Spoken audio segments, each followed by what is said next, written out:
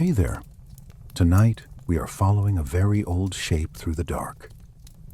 Recently, researchers used advanced AI models to compare Sumerian clay tablets, Egyptian funerary texts, biblical passage, Greek star myths, and Gnostic symbols line by line.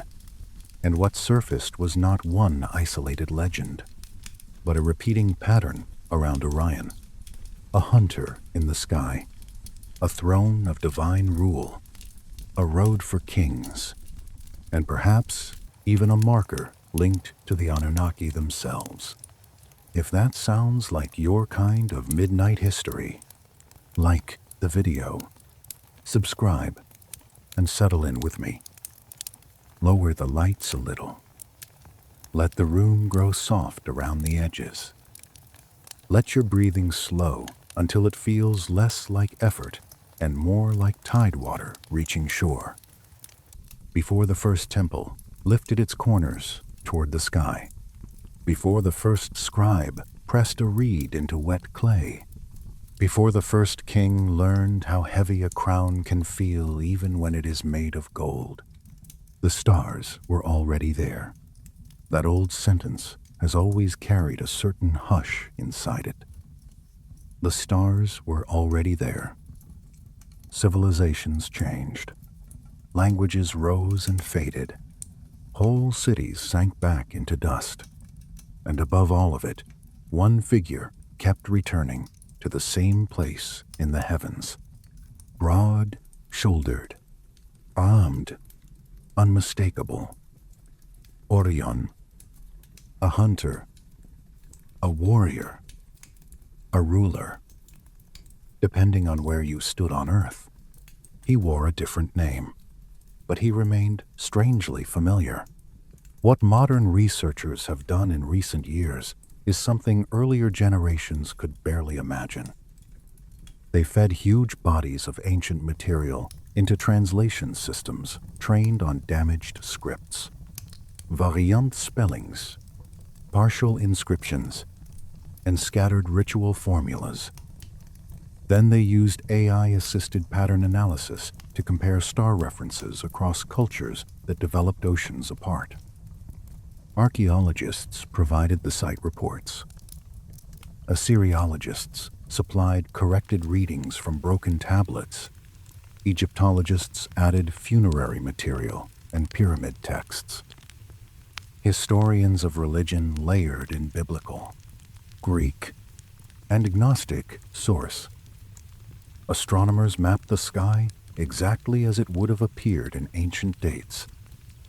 The result was not a clean answer. It was something more unsettling.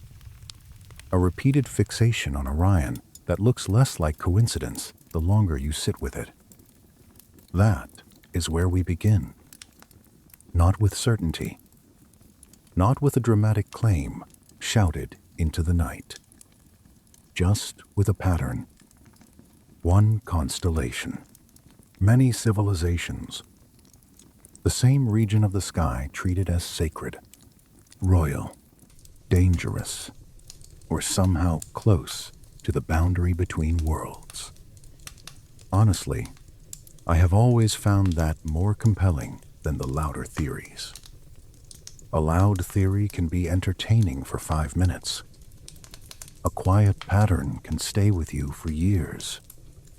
In the oldest written layer of the story, we return to Sumer, to the land of clay cities, river canals, temple platforms, and kings who believed that power came down from above. When AI translation tools were used to compare references to star names across Sumerian lexical lists, hymns, and mythic fragments, one recurring term stood out with unusual force. Uru'an, the light of heaven. Many scholars have long connected this title to Orion, and the newer computational comparison strengthened that association by showing how often the phrase appears in contexts tied to kingship, heavenly order, and the upper realm of divine authority. That does not prove every later claim, but it does something important. It shows that Orion in Mesopotamia was not just a pretty arrangement of stars. It sat near the center of sacred meaning. Now picture a Sumerian night. The upper terrace of a ziggurat is cooling after a brutal day of heat. The bricks still hold a little warmth under bare feet or leather sandals. Below, the city is settling into its own evening rhythm. Water moves in the canals with a dark and patient sound. Somewhere, an animal shifts in its enclosure. Somewhere, a lamp is being lit in a small shrine. A priest or observer looks up and sees Orion rise. Not as a decoration, not as a random cluster of lights. As uru anna, as a sign of rule, as the light of heaven. The Sumerian world was not built on the modern idea that stars are distant objects with no concern for earthly life. Their cosmos was layered. Heaven above, earth in the middle, the underworld below. Divine authority flowed through this arrangement. The stars were not empty. They were stations, domain, markers of force and governance. In several scholarly interpretations, Orion may have been associated with Anu himself, the high ruler of heaven.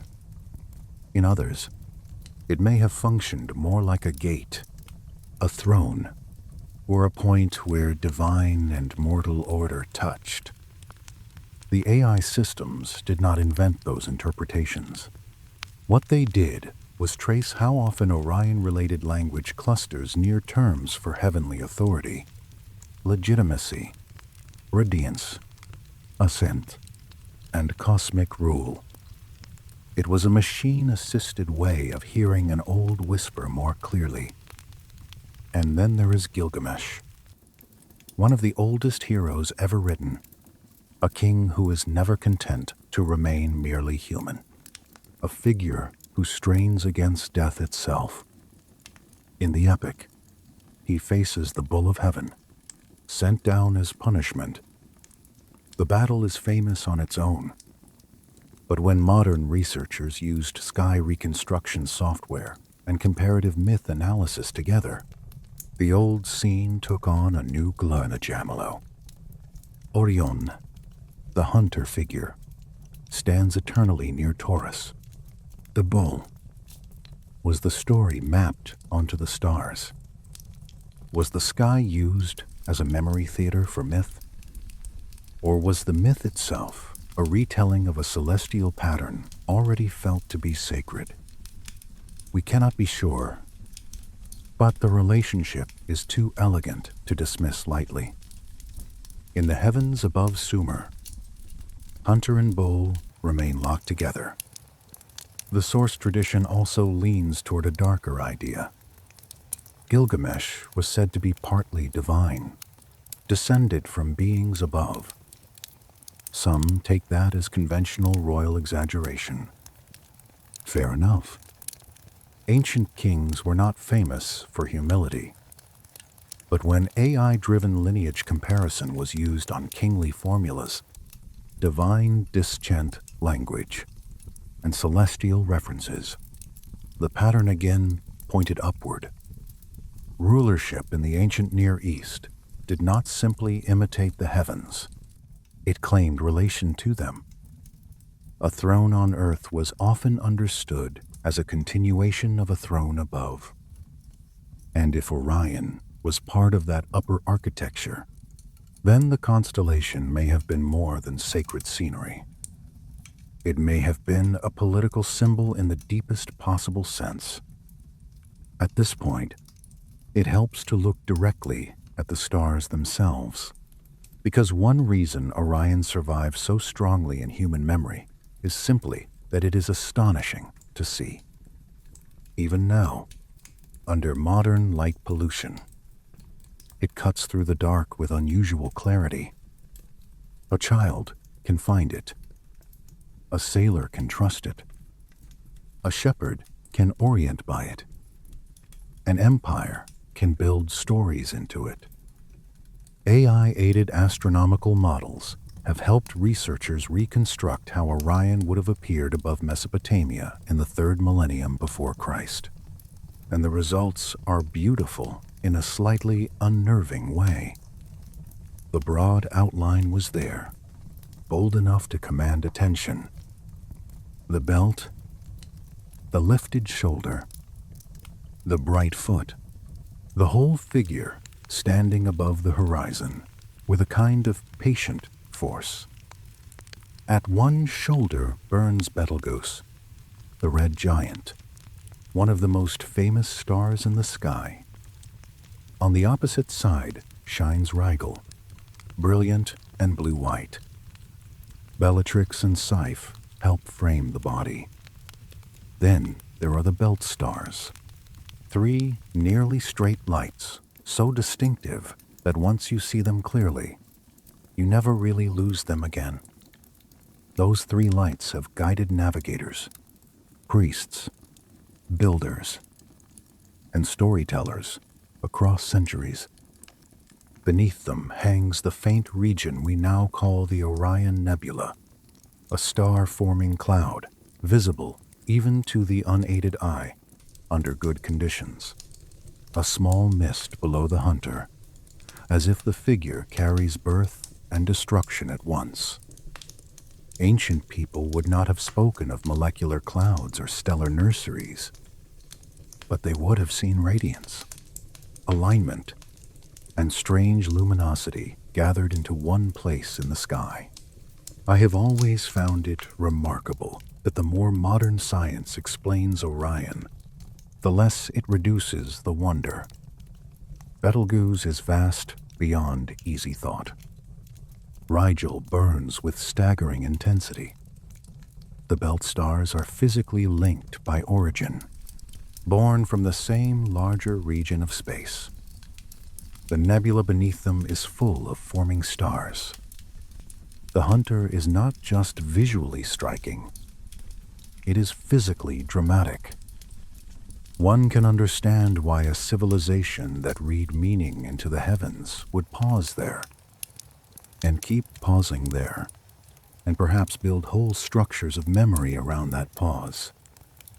But the AI comparisons revealed something else. Orion did not remain trapped inside one civilization. It traveled. Or, perhaps more accurately, the same human gaze kept finding it and refusing to let it become ordinary. The Greeks saw a giant hunter. The Hebrews named Orion directly in Scripture. The Egyptians identified it with Osiris.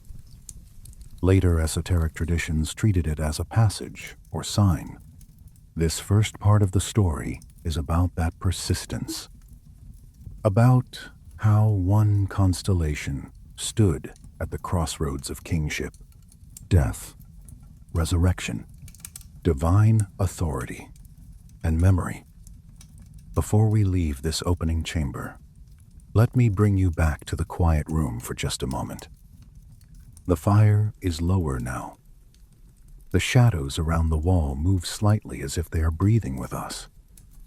And somewhere far above any roof, beyond every electric wire and passing plane, Orion is still there in the old arrangement. The same shoulder, the same belt, the same foot.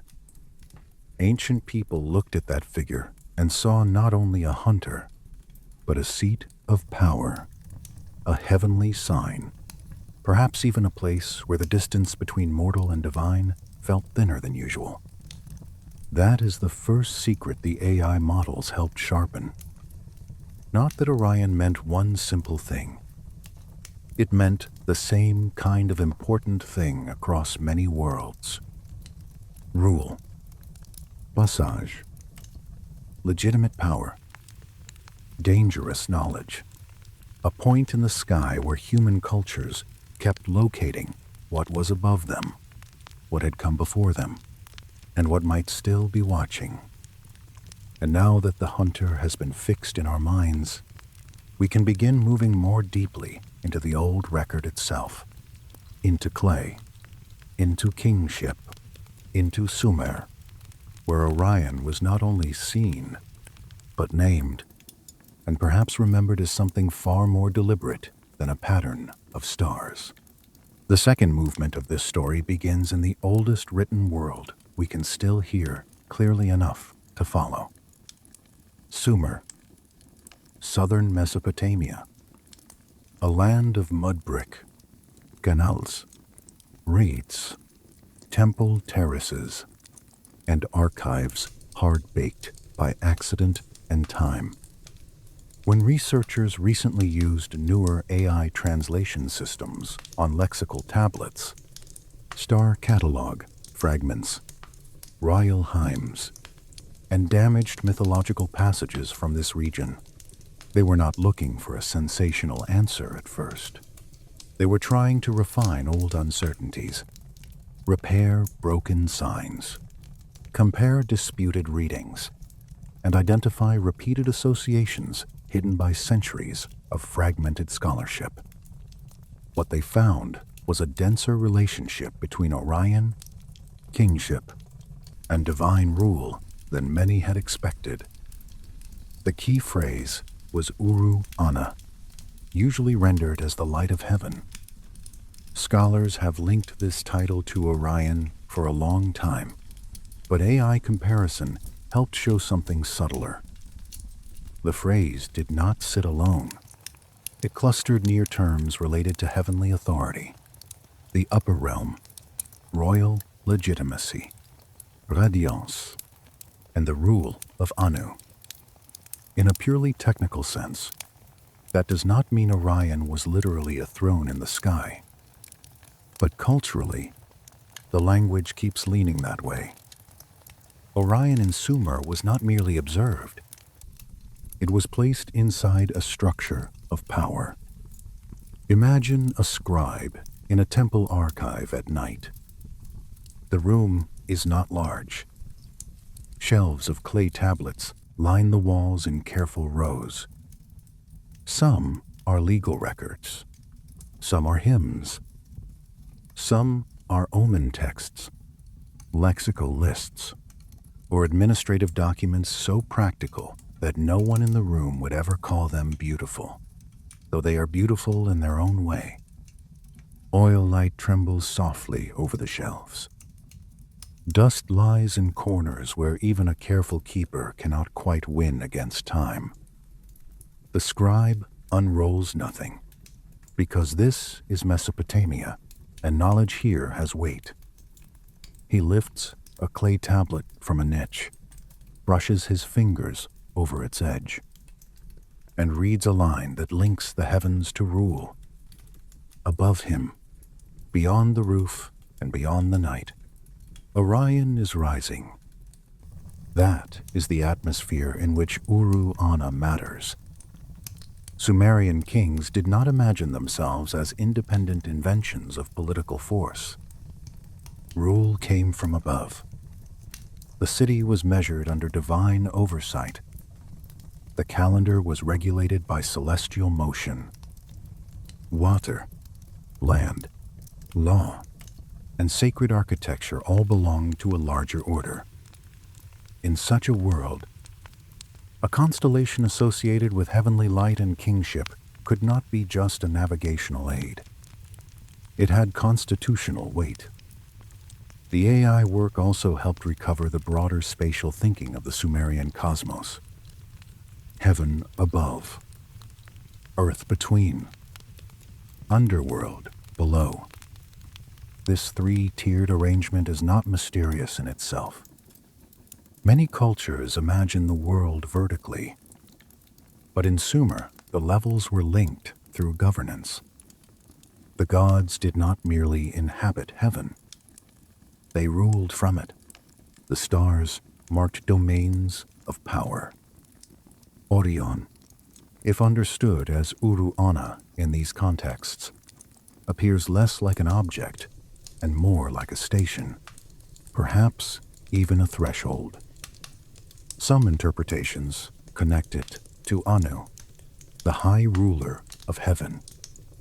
Others imagine it as a celestial gate or point of contact between upper and lower realms. None of that can be proven in a final rigid sense. But the textual gravity around Orion points repeatedly in that direction. You know that feeling when several small clues all lean the same way, and none of them alone would convince you. But together, they begin to form a shape in the mind. That is what Orion does in Sumer. Not one grand declaration, many smaller convergences. Kingship, heaven, radiance, divine authority. As the machine learning comparisons deepened, the old constellations seemed to gather more and more symbolic mass.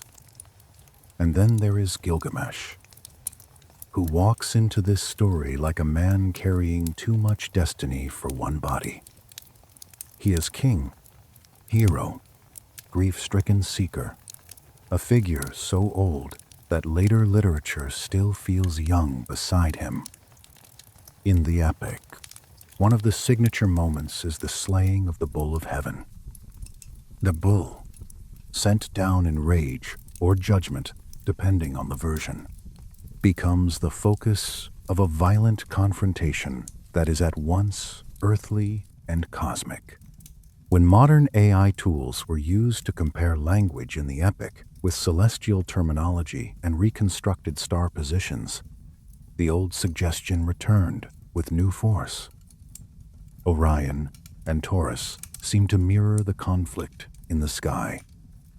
The hunter and the bull are still there above us, side by side in an arrangement no ancient observer could easily ignore. Was the myth projected onto the stars after the fact? Perhaps. Was the sky used as a mnemonic theater, with stories laid over visible patterns to preserve memory? Very possibly. Or did the celestial relationship come first, with myth emerging as a way of dramatizing a sacred arrangement already present in the heavens? That, too, remains possible. The point is not to force an answer where the evidence leaves room for more than one. The point is to notice how deeply the old world tied story to sky. And once one begins noticing that, the old claim of divine lineage sounds a little different too. Gilgamesh is said to be partly divine, descended in some sense from the powers above. This kind of language was not unusual in the ancient world. Of course, kings everywhere like to borrow a little eternity when they can. But the AI comparison across royal formulas from Sumer and later Near Eastern traditions showed something significant. Divine descent language often clusters not just with generic holiness, but with the heavens, with stars, with the upper order from which legitimate rule flows. In that context, the idea that the ruling class traced itself to beings from above may have been more than decorative flattery. It may have been a way of locating kingship inside the cosmic map. That is one reason Orion matters so much. If it was linked with heavenly authority, then a ruler claiming celestial descent was not speaking into empty metaphor. He was speaking into a visible order everyone could look up and see. The night sky itself reinforced legitimacy. Now let us pause and dwell more fully on Orion as an actual object in the heavens, because this is where the story gains both beauty and force. A great many myths survive only because the physical world gave them a shape too memorable to ignore. Orion is one of the clearest examples. Researchers, using astronomical simulation software, have reconstructed how the constellation appeared over Sumer, Egypt, Greece, and the Levant during key periods. adjusting for precession and seasonal visibility. The result is not a mystery in the sensational sense. It is something quieter. Orion was there, huge and obvious, carrying the same broad geometry through age after age. 3 stars of the belt nearly aligned. The bright red shoulder of Betelgeuse. The blue-white brilliance of Rigel. The framing body so easy to anthropomorphize that people from very different worlds kept doing it. Betelgeuse, in particular, seems to have exercised a strange pull.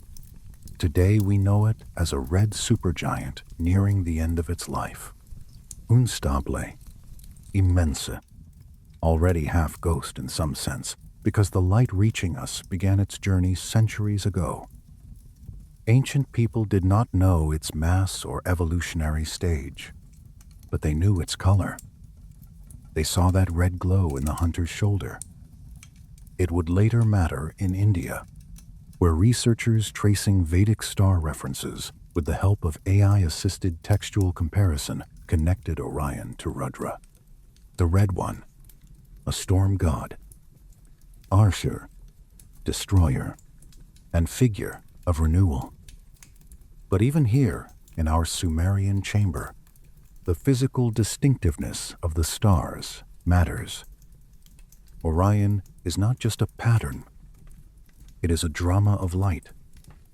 Beneath the belt lies the faint glow of the Orion Nebula, visible as a soft blur under good skies. To us, it is a stellar nursery, a region where new stars are forming. To ancient eyes, it would have been only a strange, dim presence below the 3 lights, easy to overlook and impossible to explain cleanly. Yet when one spends time with old myth, one notices how often Orion carries themes of threshold, emergence, and the overlap of destruction with rebirth. A hunter, a ruler, a killer of the bull, a sign of kingship, a path for the dead, a region of stars where even the modern scientific view turns out to be full of birth. Honestly, it is hard not to smile a little at that. Ancient people gave the constellation too much sacred meaning. Modern people say.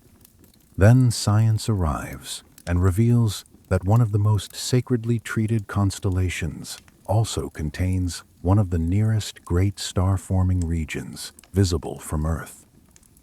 The old eyes and the new instruments are not doing the same thing, but they are often arrested by the same places.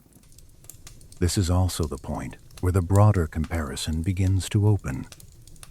Orion in Sumer is Uruanna, the light of heaven. But the AI work made it clear that similar symbolic weight gathers around Orion elsewhere. In Greek myth, he becomes the giant hunter. In Hebrew scripture, he enters the Bible directly as one of the great ordered star groups of God. In Egypt, he becomes Osiris, ruler of resurrection and the afterlife. Across the north and east, fragments of warrior, traveler, or archer symbolism cling to the same celestial form. The repetition is not identical, but it is strong enough to demand attention. So part of what AI has revealed here is not a hidden sentence buried in one text. It is a cross-cultural architecture of meaning. Orion repeatedly becomes the figure in the sky where power, death, kingship, hunting, conflict, and transition gather. One civilization alone could do that by poetic habit. Many civilizations doing it independently is harder to wave away.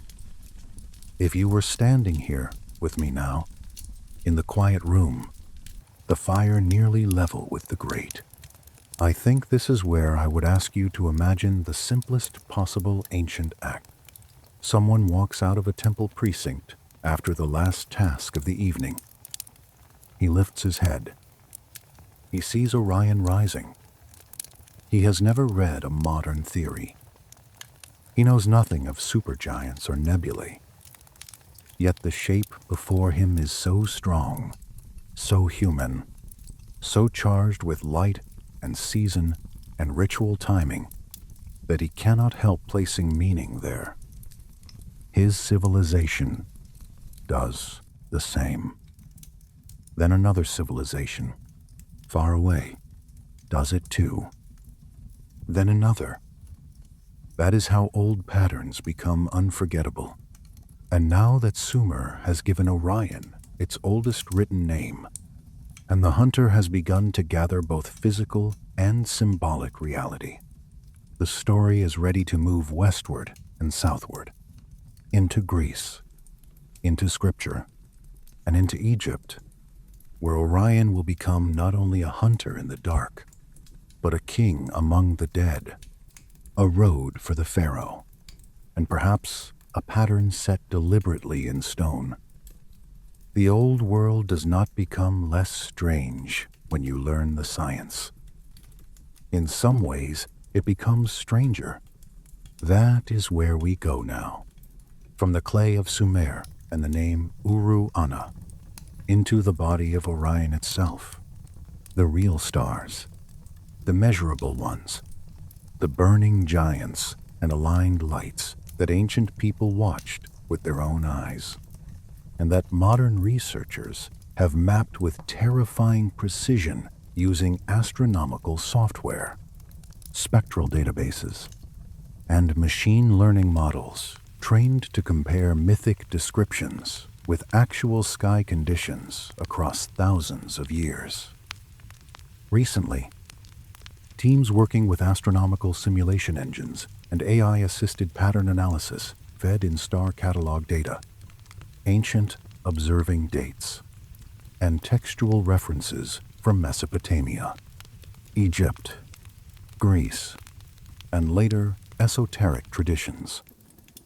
They were not trying to prove a mystery cult theory. They were trying to answer a simple technical problem. What exactly did Orion look like to the ancients? Season by season, century by century, in the eras when these myths first took shape, the answer was not surprising in one sense. Orion was there, bright and unmistakable.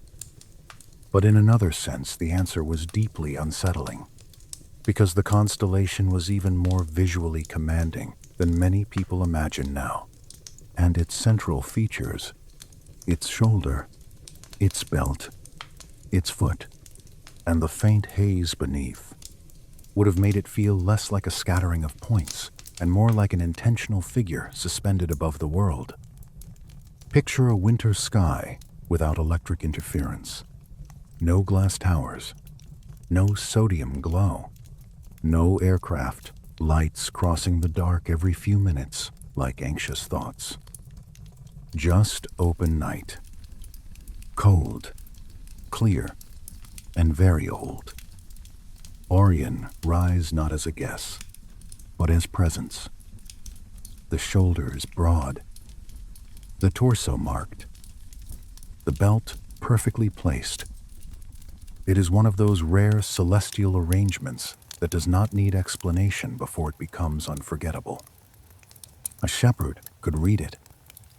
A king could claim it. A child could point to it. A priest could build doctrine around it. At Orion's upper shoulder burns Betelgeuse, the star ancient eyes could never have named in modern astrophysical language, but could certainly have noticed in color and temperament. Today we know it as a red supergiant, swollen to a scale so large that ordinary comparison fails. If placed at the center of our solar system, its outer layers would reach beyond the orbit of Mars and perhaps farther, depending on how one measures its unstable envelope. It pulses. It dims. It brightens. It is approaching the final stages of stellar life.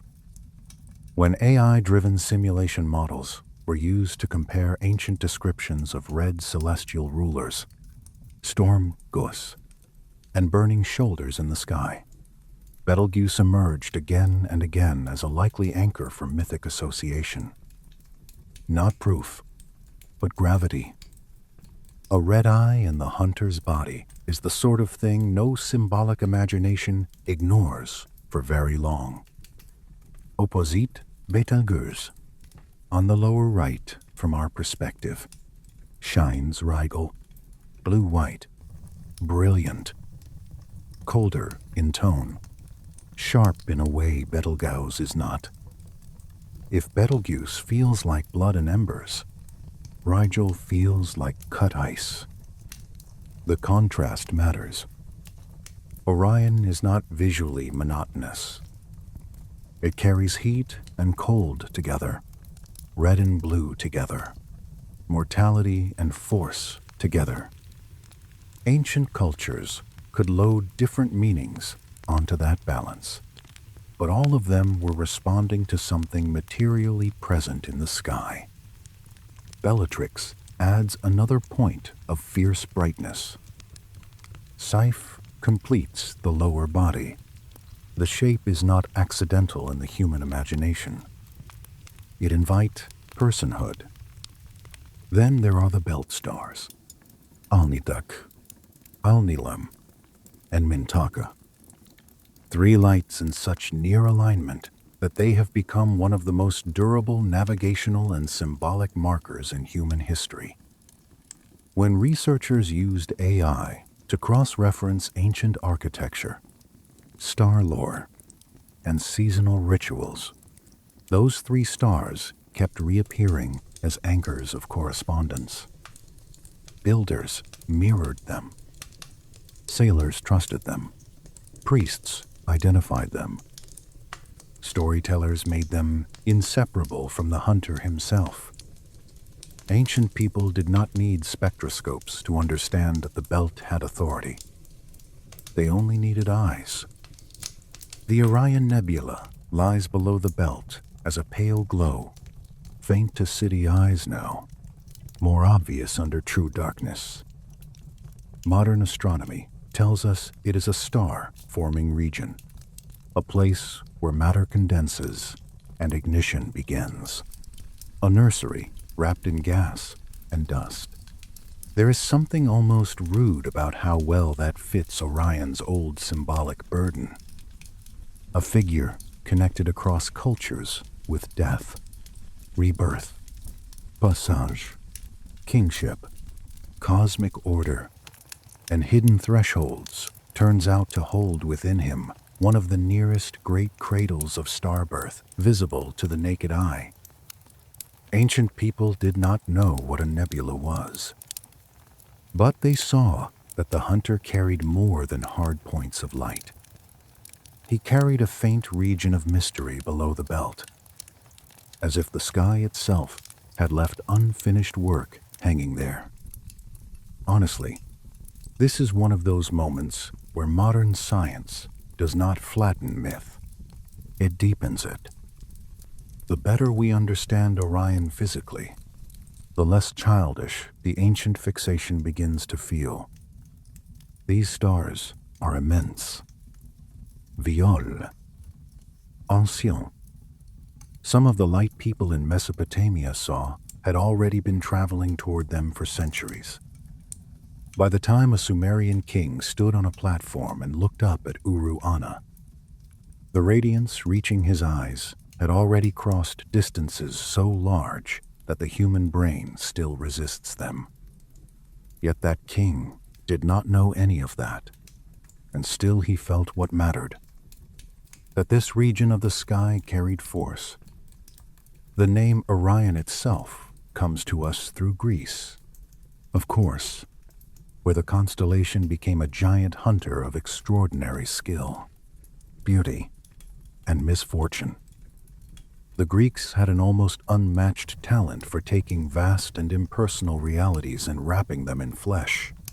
Pride, desire, and punishment. Their Orion is not merely a marker in the sky. He is a being with lineage, son of Poseidon in one major tradition, born with the gift of walking on water, larger than ordinary men, admired and feared in equal measure.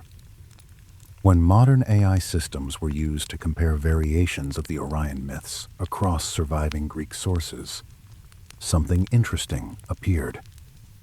The stories vary in detail, but they remain obsessed with the same broad traits: great stature, hunter identity, closeness to divinity, transgression, blinding, recovery, arrogance, death, then stellar placement. It is as if the Greeks could not leave the hunter in peace. He had to become a warning as well as a figure of admiration. One of the most haunting Greek episodes is the story of Orion and Merope, the daughter of King Oenopion. Orion desires her. His actions cross into violence in some versions, into unwanted pursuit in others, and he is punished with blinding. No, we should be soft with ancient material like this. It often contains brutality, but we do not need to sharpen it to keep the truth of the myth. The key movement is enough. Orion is struck into darkness. A hunter becomes sightless. Power becomes vulnerability. He stumbles through the world, unable to use the very faculty that made him what he was. If you slow that scene down, it becomes almost unbearable in a quiet way. A giant moving through darkness. The man once defined by vision, by tracking prey across distance, now reduced to feeling the ground with uncertain steps. The smell of salt air, the sound of surf or forge or wind depending on the version. Heat on one side of the face, nothing on the other. Ancient storytellers knew something modern people often forget, that a myth lives not in its summary, but in the texture of its turning points. Orion eventually reaches the Far East, where the healing light of the sun restores his sight. That detail mattered greatly to ancient audiences, and it matters to the larger history of Orion too. Eastward journey. Recovery by radiant force. Return from darkness. The hunter is not simply punished. He is remade, if only for a while. AI comparison of solar imagery, Eastern restoration motifs, and Orion passages in Greek material suggested that this was one of the core, recurring, symbolic sequences around the constellation. Orion is linked to fall and return, loss and renewed seeing. That matters because similar patterns appear later in Egyptian material around Osiris and in spiritual readings of ascent. But Greek Orion is never allowed a stable peace. Another myth tells us he boasts that he can kill every beast on Earth. The Earth itself, or Gaia in mythic language, answers with the scorpion. Orion fights, but eventually falls. Zeus places both Orion and Scorpius in the sky, opposite each other, so that one rises as the other sets. The hunter and his doom never fully share the heavens. Ancient observers noticed this pattern and built meaning into it with the calm certainty of people who trusted repeated sky drama. Orion does not simply die. He enters a cycle of pursuit and disappearance, a visible moral pattern written above every generation that bothered to look up. I have always liked that detail more than I probably should. There is something almost humane in the sky, refusing to let pride and punishment occupy the same stage at once. One resheds, the other rises. Then, the cycle turns again. It is myth enacted by time itself. What the AI comparison work has helped uncover here is not a hidden line of text no human had ever seen before, but a hidden density. Greek Orion fits into a larger global matrix of meanings around the constellation.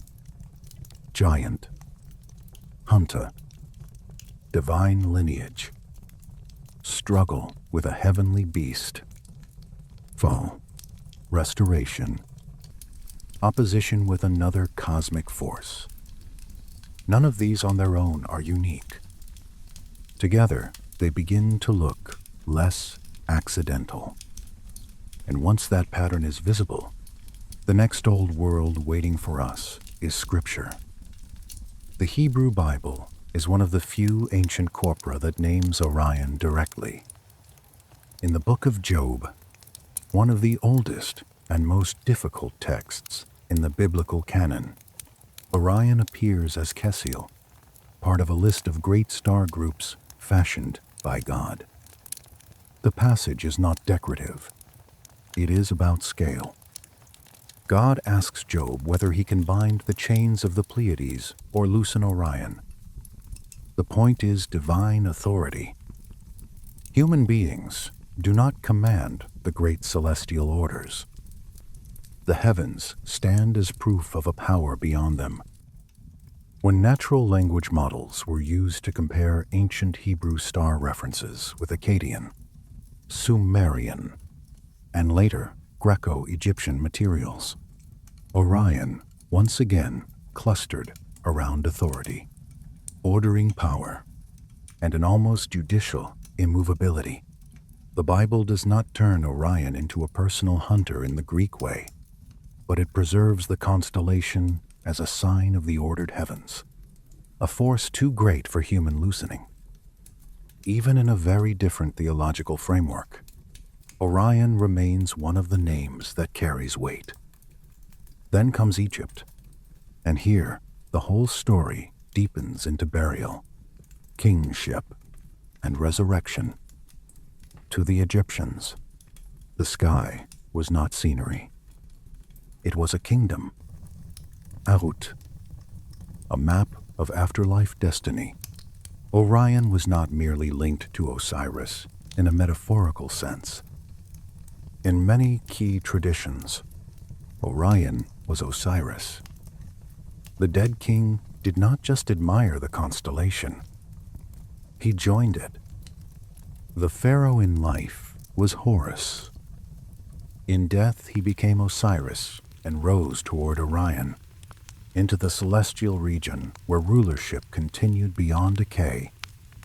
The pyramid texts preserve this with astonishing directness.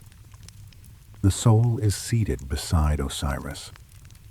The soul is among the stars of Orion. Now pause and imagine the emotional force of that belief inside a stone chamber. A pyramid interior, air still. Light absent except for what a lamp might offer, and perhaps not even that if we imagine the sealed silence of the completed monument. A body prepared with exquisite care, prayers spoken, measures taken. The ruler of a kingdom is no longer merely being buried. He is being aimed. That is one of the great revelations of AI-assisted cross-comparison in this area.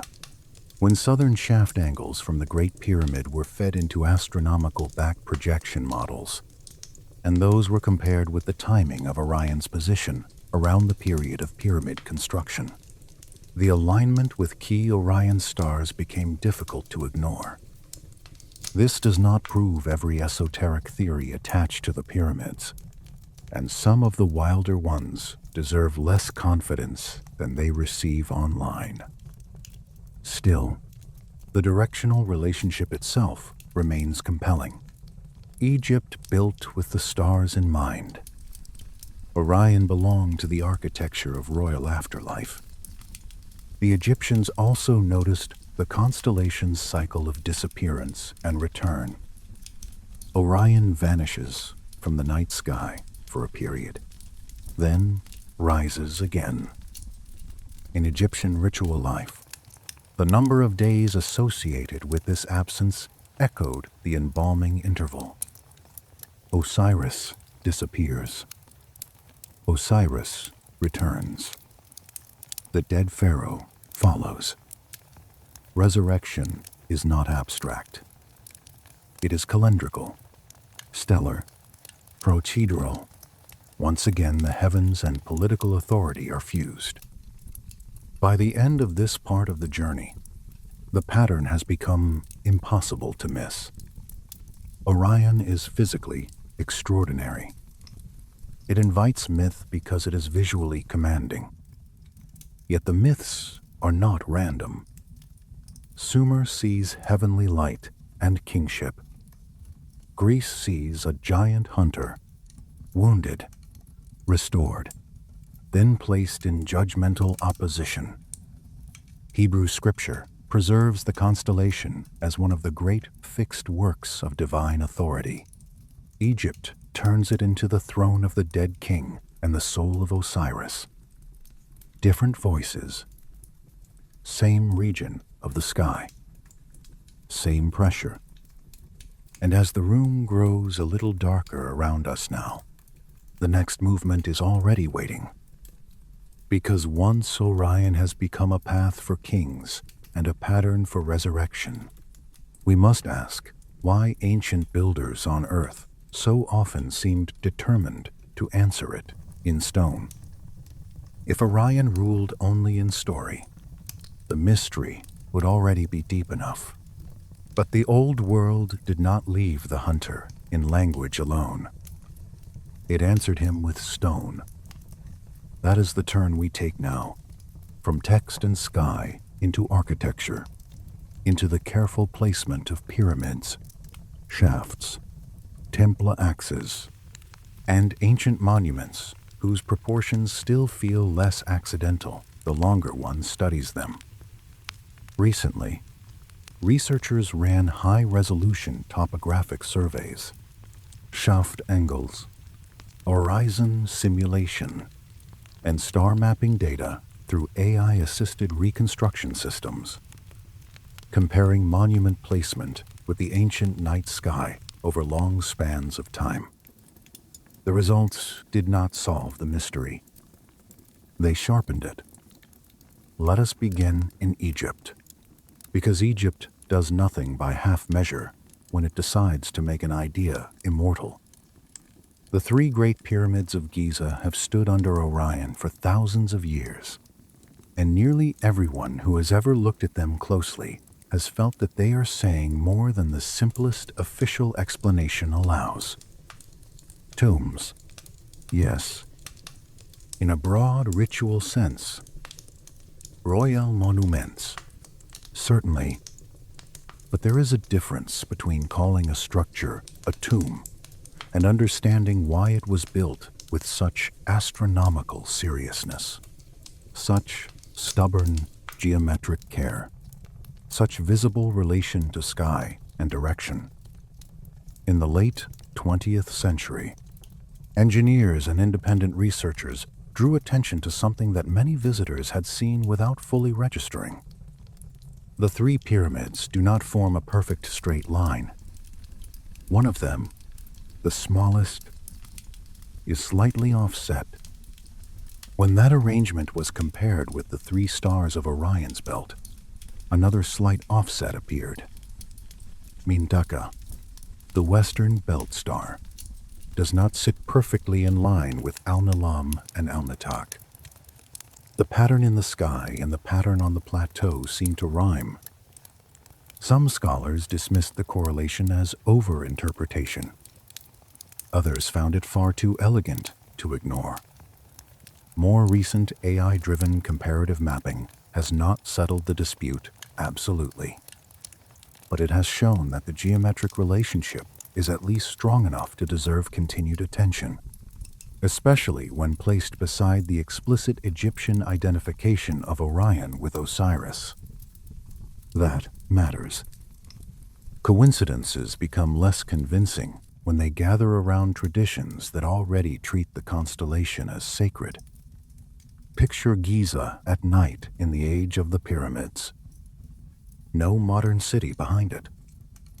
No electric border on the horizon.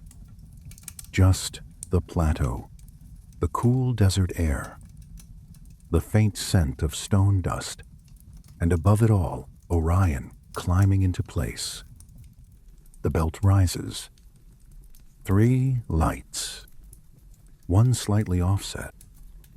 On the ground below, 3 pyramids, one slightly offset. The scale of the scene is almost cruel in its beauty. Human labor, mathematics, devotion, burial, kingship, and sky all locked together. The Great Pyramid itself deepens the unease. Within it, narrow shafts rise from the inner chambers. Among them, the southern shaft, associated with the so-called King's Chamber, has long attracted attention because of its astronomical targeting. When engineers, archaeoastronomers, and more recently AI-based alignment models reconstructed the sky over Giza around the era of construction, the shaft pointed toward the region of Orion's belt, especially toward Alnitak at certain key dates. Again, this does not force us into the most extravagant conclusions. The pyramid need not become a science fiction machine to remain astonishing. It is enough to say that the builders appear to have created a route, symbolic or energetic in the ancient sense, by which the pharaoh's soul could be directed toward the stars of Osiris. Aimed is still the right word. The king was aimed at Orion. There are more speculative claims, too. The source we are following gestures toward them, and I should handle them the way a quiet storyteller should, with care. Some modern researchers have argued that the Great Pyramid possessed unusual resonance properties, that its chambers interact with electromagnetic energy in ways not fully exhausted by ordinary explanations. Experimental work, computer modeling, and materials analysis have indeed shown strange behaviors in some contexts. Whether this means the pyramid was a deliberately engineered device in any advanced sense remains highly contested. We cannot be sure, but the persistence of the question tells us something important. The structure does not feel exhausted by one sentence of explanation. It keeps inviting deeper readings. That atmosphere, I think, is part of why AI-based survey work feels so compelling here. Machines can compare thousands of geometric relationships without fatigue. They can simulate ancient sky positions precisely. They can overlay plateau layouts with stellar maps and test whether correlations persist across multiple assumptions. And when those tools are applied to Giza, the result is not theatrical certainty. It is the opposite. It is a growing sense that the builders were doing more with Orion than casual symbolism. The Great Pyramid is not alone, either. The same kind of stellar echo appears far from Egypt in Teotihuacan, where the major pyramidal structures have also been compared to Orion's belt. Here again one finds the same broad temptation and the same caution. Human beings love patterns, sometimes too much. Yet when high-resolution mapping data from Teotihuacan was fed into comparative models alongside Giza and key stellar configurations, the recurring offset pattern proved hard to dismiss entirely. 2 monumental sacred landscapes, separated by enormous distances and historical discontinuity, both inviting comparison to the same 3 stars. It may be coincidence. It may be convergent symbolism.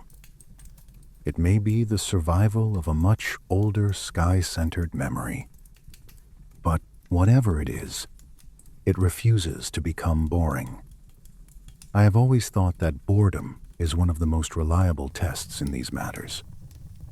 A weak idea becomes tedious when examined closely. A strong mystery becomes more charged. Orion in architecture only gets stranger the closer you stand to it. There is also Nabta Playa, far older than the pharaonic pyramids. An ancient stone circle in southern Egypt aligned with celestial events and often discussed as one of the earliest known astronomical sites in the region. AI-assisted archaeoastronomical reconstructions have been particularly useful here because they can account for changing sky positions over millennia with far more consistency than earlier manual estimates. The result suggests that Orion-related alignments may have mattered in ritual landscapes even before the Great Stone Age of Egypt fully emerged. If true, that places Orion not only in royal death ideology, but in an even deeper prehistoric memory of ordered sky observation. This is where the story starts to feel less like one civilization's private symbolism and more like a recurring response to the same celestial sign. Stone circles. Pyramid complex. Shafts. Offsets. Ritual routes. Repeated orientation toward a hunter in the sky who keeps arriving as ruler, guide, or threshold. And architecture is only one side of this conversation. The other side is cultural insistence. Civilizations did not just accidentally reproduce Orion-shaped layouts in their most sacred spaces, while also identifying Orion with kingship, resurrection, or divine descent in their texts. The same sky memory appears in multiple media at once. That is what gives it force. A myth in one place can be dismissed as poetry. A structure in one place can be dismissed as geometry. But myth plus structure plus ritual plus repeated celestial fixation begin to feel like system. You know that feeling when a room has been arranged by someone with a purpose you do not yet understand. The chair is not centered where you expected. A window is cut at an angle that seems odd until morning light enters. A narrow opening in the wall frames one star and no other. The whole space tells you that intention is present even if you have not yet learned its language. Ancient sacred architecture often feels exactly like that. It asks not merely to be admired, but decoded. That brings us naturally to the north, where things become more fragmented and perhaps therefore even more haunting. Norse star lore did not survive in the same structured written form as the Egyptian or Mesopotamian material. By the time the Eddas were recorded, much of the older sky tradition had already been filtered through centuries of change and Christianization. But traces remain. Stories around Orvendil, the great traveler whose toe becomes a star.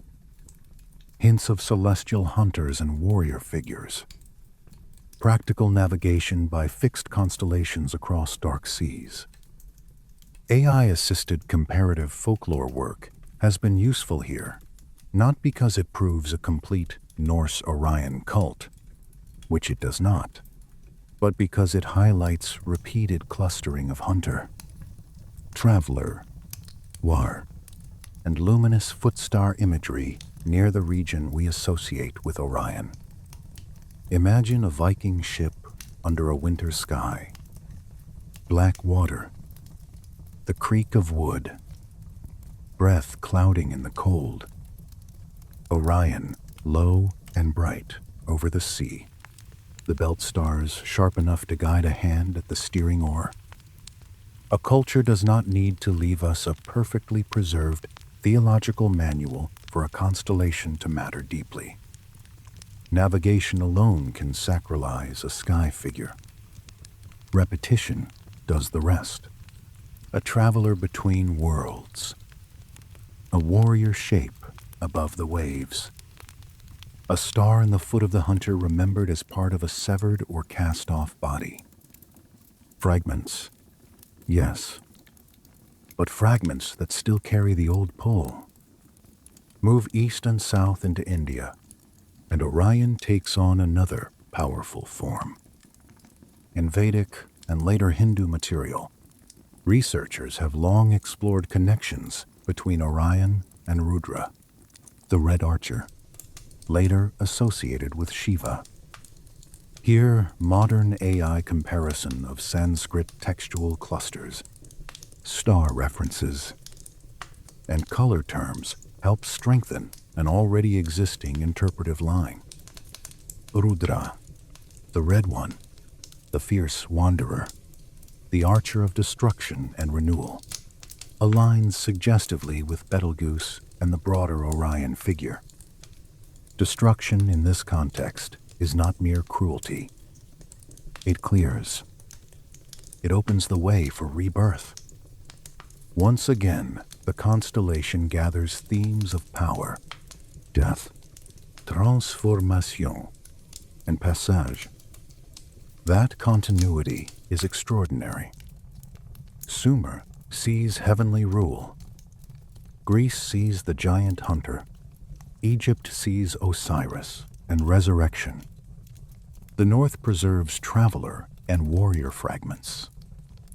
India gives the sky figure a red archer linked with dissolution and renewal. Different mythic systems. Same region of the heavens pulling in the same family of meanings. And then the story grows darker. The Book of Enoch, preserved in later Jewish and Christian traditions, tells of the Watchers, beings who descended before the flood and gave humanity dangerous knowledge. Among them stands Azazel, the teacher of weapons, adornment, metallurgy, war, forbidden skill, artificial elevation, corruption through revelation. When modern translation algorithms were used to compare Enochic phrases with older Mesopotamian and broader Near Eastern motifs, the overlap did not produce a simple identity, but it did reveal a repeated structure. Heavenly beings descend. They teach. Their gifts improve and endanger humanity at once. Giants or mighty offspring emerge. Judgment follows. The old world breaks.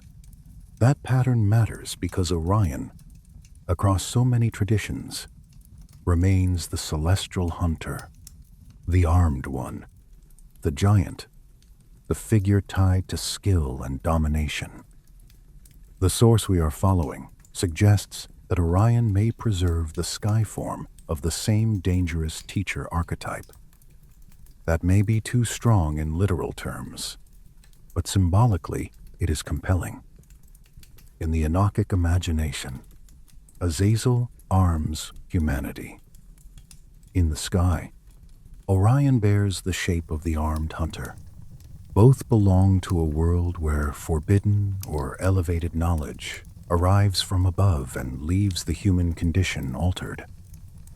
There are parallels with Mesopotamia too, especially around Enki as giver of civilizational arts and survival knowledge, though the moral valence is different and should not be collapsed carelessly. AI comparison of ancient narratives is useful here because it can show clusters without pretending they are identical. Gift from heaven. Technical knowledge.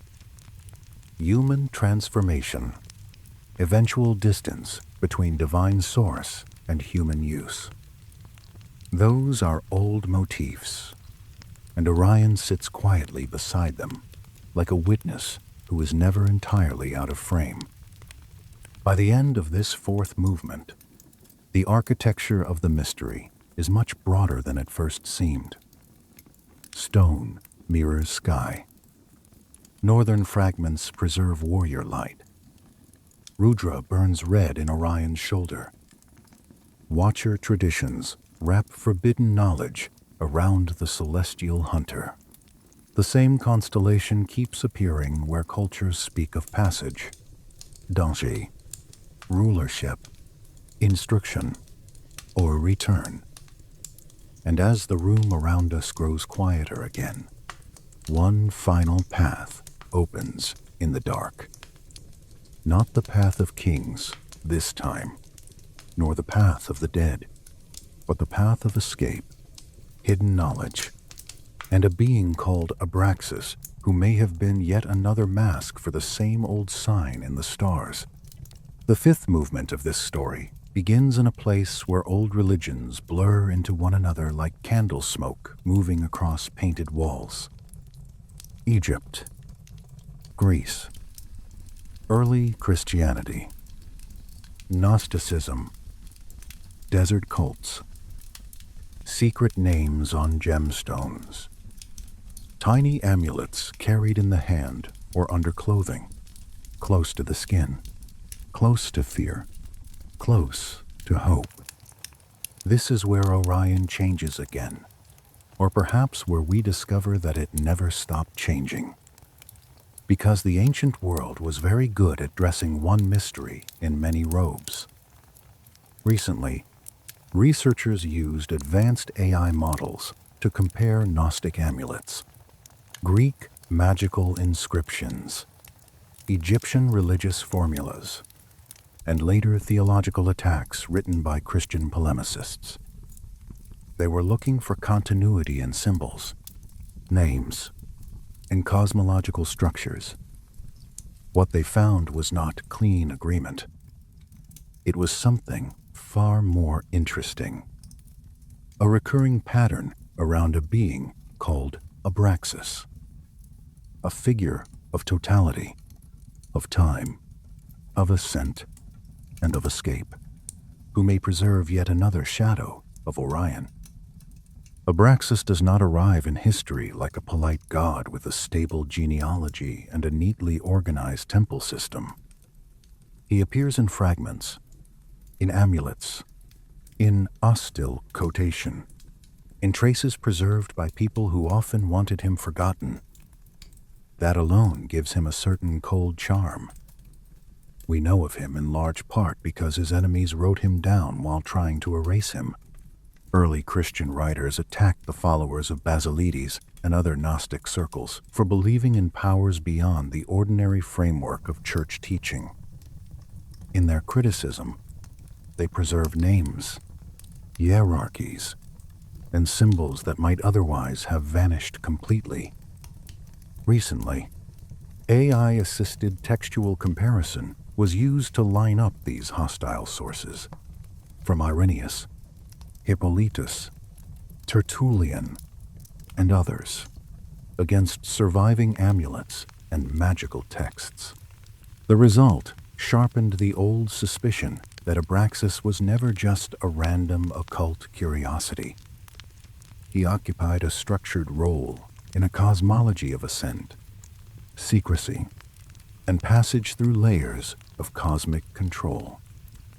Picture one of those amulets now, small enough to sit in a palm, cool stone or gemstone surface, incised image catching the low flame of a lamp, a strange body, human torso, a head like a hawk or rooster depending on the carving, serpentine legs twisting downward instead of feet, often a whip or shield, sometimes names around the edge. Yao, Sabaoth, Abraxas.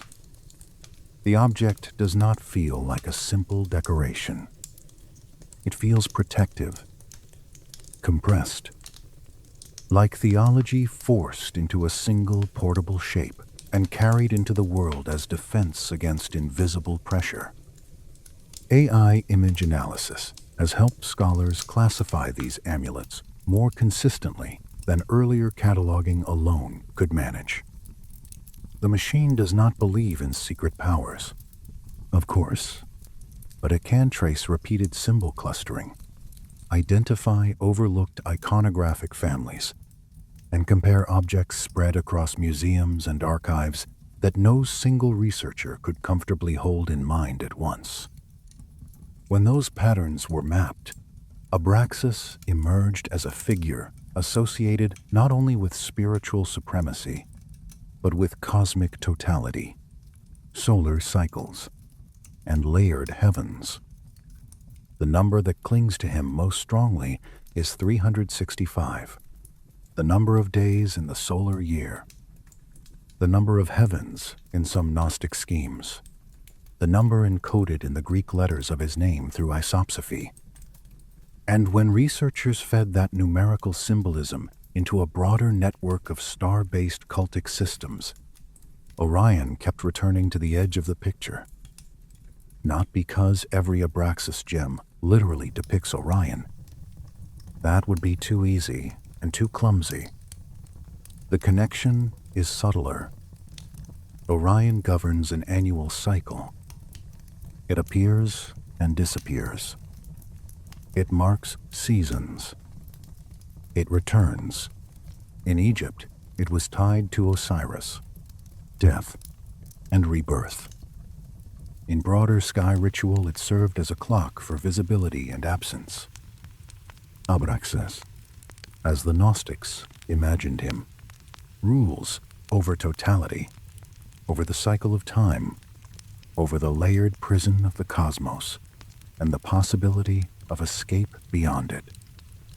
The two figures occupy different symbolic systems, but their roles begin to rhyme when compared computationally across large bodies of material. Time, return, supremacy over lower powers, a pathway through or above the visible order. When the new models lined up these associations, the old idea that Orion was merely a hunter began to feel very thin. There is also the matter of form. Some Abraxas images use a hawk or rooster head above a human body, with serpents below. At first, this seems far removed from Orion. But symbolism travels through combination. In Egypt, the hawk belongs to Horus and royal sky power.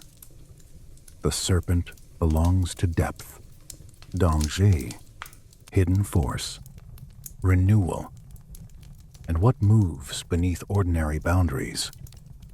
Orion in Egyptian thought was linked to Osiris, and therefore to the dead king, the ascending soul, and the movement through the underworld into stellar permanence.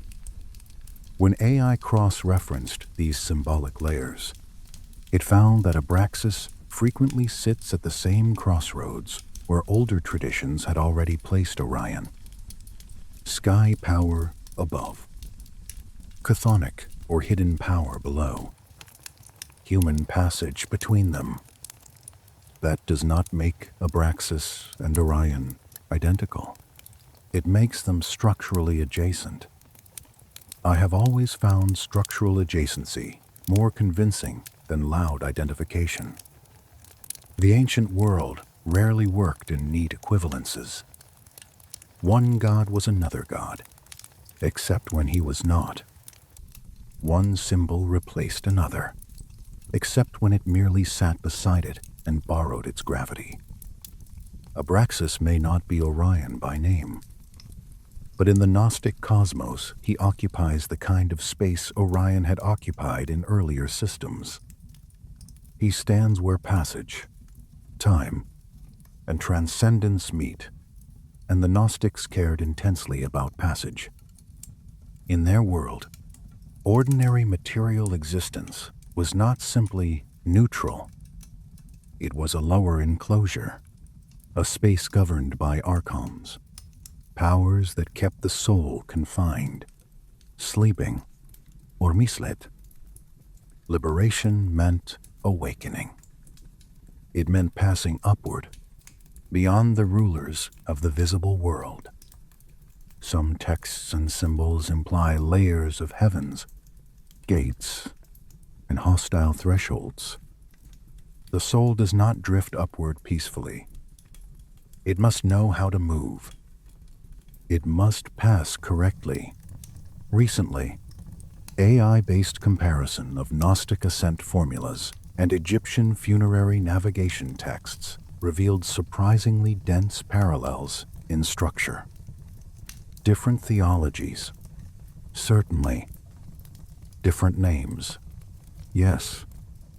But the same obsession with guided passage through dangerous cosmic territory. This is where Orion re-enters with quiet force. In Egypt, the dead king ascends to Orion. In biblical and earlier Near Eastern traditions, Orion stands among the great fixed works of divine order. In Gnostic symbolic logic, Abraxas stands beyond the lower rulers, bound to time, totality, and higher release. Some researchers now argue that the old hunter in the sky may have functioned not only as a mythic figure, but as a celestial route marker, a kind of visible threshold in the heavens that multiple traditions mapped differently while preserving the same broad intuition. There is a way through. There is a signpost. There is a place above the ordinary prison of life and death. If you slow down and picture that, it becomes incredibly moving. A person in late antiquity, frightened of illness, umpire, sin, spirits, death, all the old invisible weights that pressed on human beings far more constantly than we modern people usually admit, carries a tiny Abraxas gem near the heart. At night, that same person looks up and sees Orion rising, the amulet in the hand, the hunter in the sky. Different systems, perhaps, but both whispering that the world visible to the eyes is not the final story. Some of the strongest AI-assisted findings in this area involve the convergence of calendar symbolism. Abraxas, 365. Orion, seasonal appearance and disappearance. Osiris, death and return. Solar measure, stellar timing, ritual cycles. Once these layers are aligned computationally, a hidden architecture begins to emerge. Ancient people did not merely decorate theology with stars. They synchronized theology to the movements of the heavens. That is why the same constellations keep surfacing where ideas of death, kingship, judgment, and liberation are at stake. The sky was not backdrop. It was the clock and map of sacred memory. And Abraxas, in all his strangeness, seems to belong to that same map, a figure higher than ordinary gods in some systems, a being who contains opposites, light and darkness, creation and destruction, bird and serpent, human and more than human, a gate-like being in an age obsessed with escape from lesser rulers. It is not difficult to see why some modern researchers, especially those using AI to trace symbolic convergence across large corpora, have begun placing Abraxas and Orion in the same field of significance. Not because one crude statement solves the matter, but because both seem to gather the same old questions.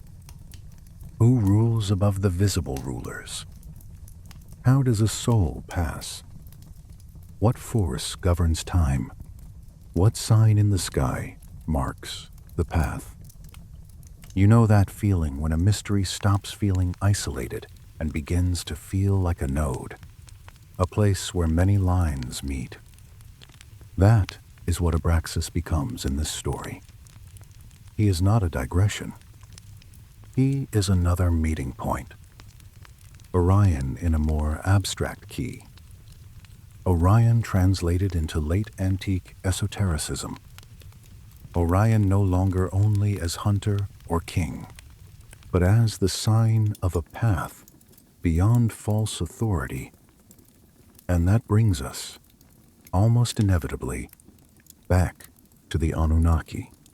Because once the constellation has been followed from Sumer into Egypt, Greece, scripture, northern fragments, Vedic echoes, Enochic descent, and Gnostic ascent, one question begins to grow heavier than all the others. If Orion was repeatedly treated as a marker of higher rule, passage, and encoded celestial order, then what did it mean to the oldest civilization that tied kingship to heaven and remembered the Anunnaki as bearers of divine authority? The fire is lower now, and the room has gone quieter. The walls seem farther away.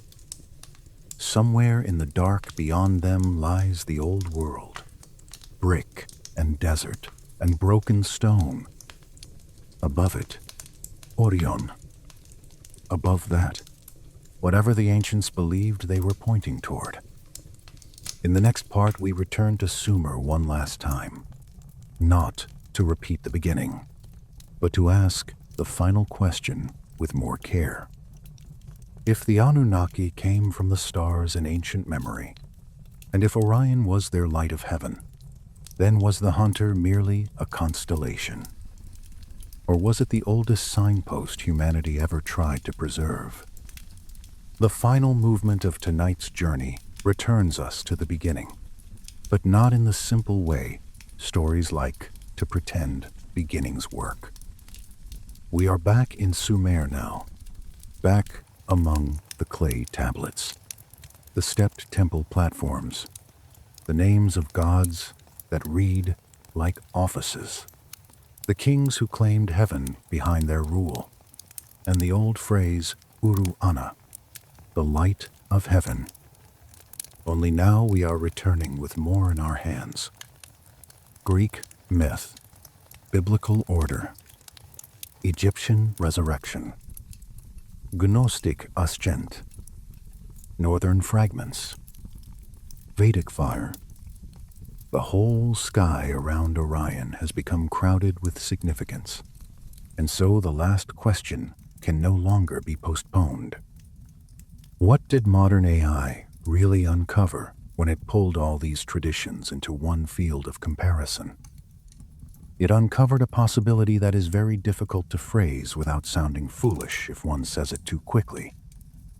So let us say it slowly. Orion may have functioned in the ancient world as a celestial marker of divine governance, a threshold in the sky linked with beings remembered as rulers before ordinary human history was fully underway. That is the strongest version of the pattern. Not a certainty, not a courtroom conclusion, but a pattern. The Anunnaki stand at the center of that possibility. In Mesopotamian memory, especially in the oldest layers, they are not simply gods in the later popular sense. They are administrators, judges, assigners of domains, regulators of cities, governors of time and water and order. Their world is structured. Their language is functional. They stand above human kingship and yet remain intimately tied to earthly systems. When AI models were used to compare references to the Anunnaki with star language, kingly formulas, temple orientation tradition, and heavenly descent motifs, the results kept nudging toward the same old region of the sky. Orion, Uru Anna, the light of heaven. Now, that does not mean a Sumerian tablet somewhere clearly says, The Anunnaki came from Orion, signed and notarized. Ancient evidence is rarely so cooperative. What it does mean is that Orion repeatedly appears in the symbolic place where one would expect a stellar marker of upper authority to appear. The kings of Sumer and Egypt alike linked themselves to the stars not in a casual, decorative way, but through lineage, ritual ascent, or posthumous union. Ziggurats bridged heaven and earth. Pyramids aimed souls toward Orion. Esoteric traditions treated the constellation as threshold or ladder. When AI mapped those overlapping structures rather than just the isolated texts, Orion began to look less like one constellation among many and more like a fixed coordinate in a much older celestial grammar. Honestly, I think grammar is the right word. Because what the machine-assisted work reveals is not one hidden sentence. It reveals syntax, the same arrangement of concepts. Orion beside kingship. Orion beside divine descent. Orion beside death and return. Orion beside hidden knowledge. Orion beside passage beyond mortal limits. A syntax of sacred power repeated in culture after culture. There is a temptation at this point to become louder than the evidence deserves. I do not want to do that. Some researchers see Orion as a memory of literal visitors, of pre-human rulers from the stars, of the Anunnaki as beings who arrived, governed, and left behind both knowledge and signs. Others argue more cautiously that Orion simply became the perfect symbolic seat for heavenly authority because of its extraordinary visual prominence and seasonal role. Others still think the whole pattern tells us less about extraterrestrial ancestry and more about how human beings project governance onto the sky. All of those positions exist. All of them deserve to be held carefully. And yet, even the cautious position leaves us with something uncanny. Why Orion? Why this constellation so consistently? Why do the oldest civilizations keep returning to the same figure when they need to speak of rule above men, of the dead king's ascent, of giant hunters, of heavenly descent, of divine rebellion, of passage beyond the ordinary world? The machine learning models were very good at showing the density of the recurrence. They were less helpful at dissolving it. That may be because recurrence is its own kind of fact. Imagine a Sumerian king standing on a temple platform in the hour before dawn. The city below is still. Water in the canals is black as polished stone. Somewhere a lamp burns in a side chapel, weak against the open dark. He looks toward Orion. He knows the stories. He knows the formulas of rule, the descent of authority, the names of powers older than his dynasty. He may believe that those powers once governed openly. He may believe he is their descendant. He may believe that after death he will return to the same upper order from which kingship first came. Whatever exact doctrine lives in his mind, one thing is certain. Orion is not an ornament to him. It is location. That word matters. Location. The ancients repeatedly treated Orion as a place. Not merely a figure, but a station, a seat, a domain, a road, a gate. In Egypt, the pharaoh joins Osiris there. In Sumer, Orion bears the name Light of Heaven and sits in the field of divine rule. In later esoteric thought, it becomes threshold. In Gnostic imagination, ascent beyond the lower rulers echoes its role. AI pattern recognition excels at this kind of thing. It notices not only repeated names, but repeated relational positions. Orion keeps occupying the same place in sacred thought. Above, ahead, beyond, through. If you were standing here with me now, in this dim room, I think this is where I would tell you the part I find most moving. Not the possibility of ancient star beings. That is dramatic. Yes, but drama is not the deepest thing here. The deepest thing is that civilizations, again and again, behaved as though the sky preserved a memory of legitimate order. They aligned themselves to it, built toward it, buried their kings under it, timed their rituals by it, placed their myths against it, passed down its significance even when the original explanation had begun to fade. That is not just storytelling. That is civilizational obedience to a sign, and the sign was Orion. The source material asks whether Orion was a portal, a threshold, a map left by those who came before. In strict historical terms, we cannot prove a portal in the way one proves the composition of a brick or the date of a flood layer. But in symbolic history, portal may be exactly the right word. Orion is where worlds touch in ancient imagination. Heaven and earth, life and death, human and divine, ignorance and revealed knowledge, material imprisonment and upward escape. The language changes from culture to culture, but the structural role remains almost unnervingly stable. AI did not create that role. It revealed how persistent it was. The old temple builders may have understood this in ways we no longer do. Ziggurats were not built merely to be tall. They were bridges between realms. Pyramids were not only monuments. They were directional machines of ritual ascent.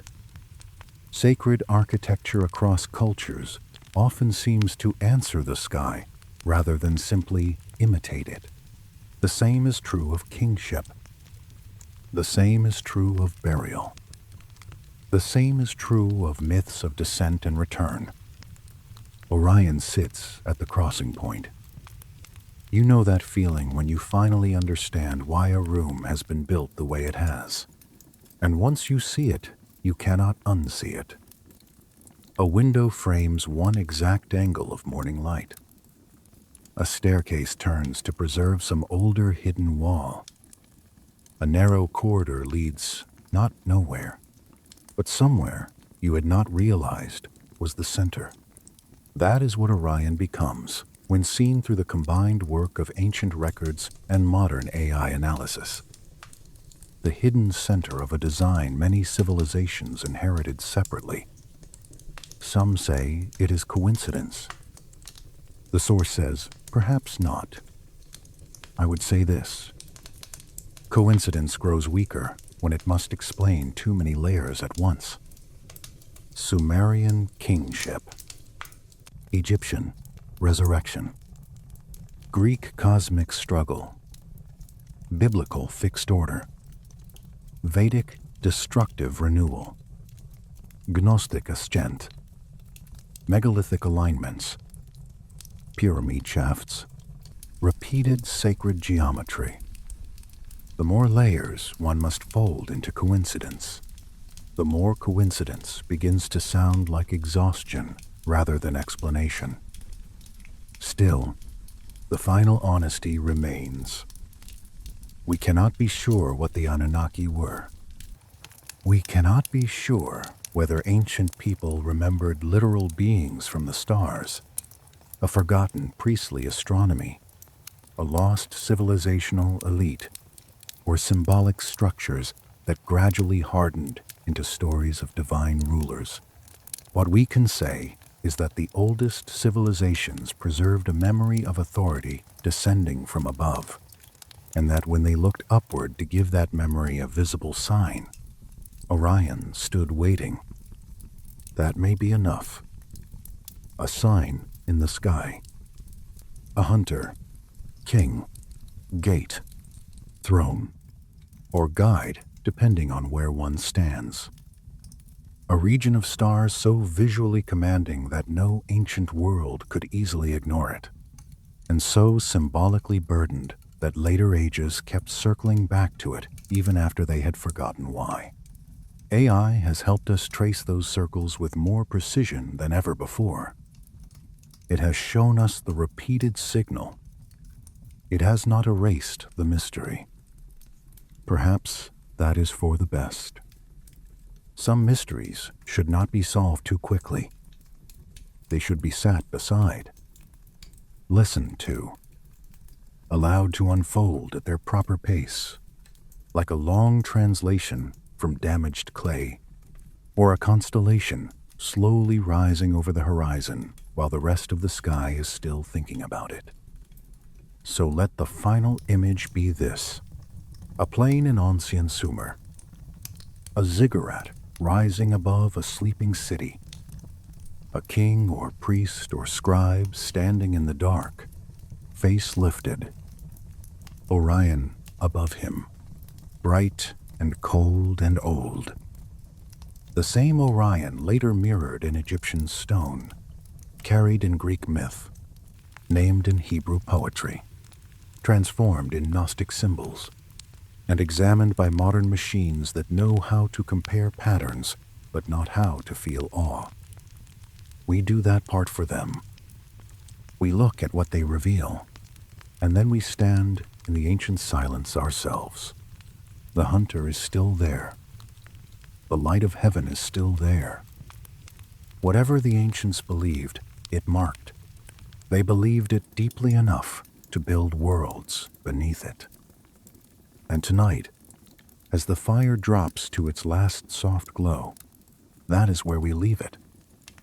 Not with a verdict, but with a sign in the sky, a sign that may have meant rule, or passage, or memory, or all three at once, and a quiet suspicion that the first civilizations were never looking up at empty stars. By the time we reach this part of the journey, Orion is no longer just a constellation hanging over old stone. It has become a recurring pressure in the historical record, a shape that refuses to stay inside one culture, one theology, or one explanation. The more researchers fed these traditions into modern AI systems, the more the pattern grew rather than shrank. That is the strange thing. Usually when a mystery meets enough data, some of its romance dies. Here the opposite happened. The data made the old suspicion harder to ignore. In the last few years, research teams working across comparative mythology, archaeoastronomy, and machine translation used neural networks to analyze damaged Norse fragments, early Sanskrit references, Enochic manuscripts, and Mesopotamian mythic material side by side. The goal was not to prove one ancient civilization secretly ruled the others. The goal was simpler, and in some ways more unsettling. They wanted to know whether Orion carried the same deep symbolic role when it appeared in very different worlds. Not the same exact name, not the same exact costume, but the same role. A sky figure connected to rule, danger, passage, violent knowledge, and rebirth. The models kept returning the same answer. Yes, more often than chance should comfortably allow. Let us begin in the north, where memory survives in broken pieces. Norse celestial lore did not reach us in the neat, formal way Egyptian funerary texts or Babylonian astronomical records did.